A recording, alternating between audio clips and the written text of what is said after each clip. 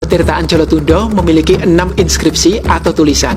Inskripsi pertama dan kedua adalah potongan emas dengan tulisan Dewa Isana dan Agni dalam peripi batu berisi abu yang ditemukan di tengah kolam.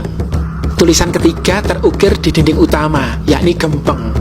Tulisan keempat adalah angka tahun, yakni 899 Saka atau 977 Masehi. Sedangkan tulisan kelima dan keenam ada di pancuran utama, memuat nama Udayana dan Mragayawati. Nah, dari sinilah banyak orang mengira pentirtaan Jolotundo dibangun Airlangga sebagai tanda bakti untuk ayahnya, Raja Udayana. Atau malah pentirtaan ini dibangun untuk Airlangga. Namun, fakta sesungguhnya sangat mengejutkan.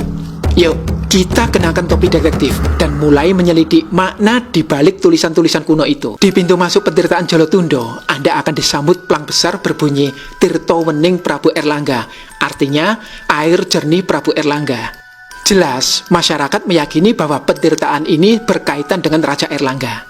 Nah, apakah benar pentirtaan ini adalah tempat pendarmaan Maharaja Airlangga? Beberapa sejarawan seperti N.G. Krom dan W.F. Stutterheim berpendapat pentirtaan Jolotundo adalah pendarmaan seorang raja. Uniknya, prasasti Sumengka menyebut Raja Airlangga didarmakan di pentirtaan. Gak hanya itu, menurut epigraf Bukori, Arca Garuda Wisnu di Trowulan yang awalnya diduga dari pentirtaan belahan memiliki ukuran yang tidak sesuai pentirtaan itu. Ternyata Arca Garuda Wisnu sangat pas ukurannya bila diletakkan di Jolotundo. Padahal arca itu diduga kuat adalah perwujudan Raja Airlangga. Nah, jika benar arca itu berasal dari Jolotundo, apa tidak mungkin petirtaan yang menjadi pendarmaan Raja Airlangga dalam prasasti Sumengka adalah Jolotundo?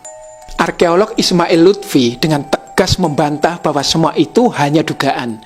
Menurut beliau, tak ada satupun bukti yang menunjukkan Airlangga pernah mengunjungi daerah Jolotundo. Selain itu, angka tahun yang terpahat di petirtaan Jolotundo, yakni 977 Masehi, adalah bukti kuat bahwa pentirtaan ini telah megah berdiri sebelum Airlangga lahir. Plus, semua relief jaladwaranya tidak menunjukkan keterkaitan dengan Airlangga.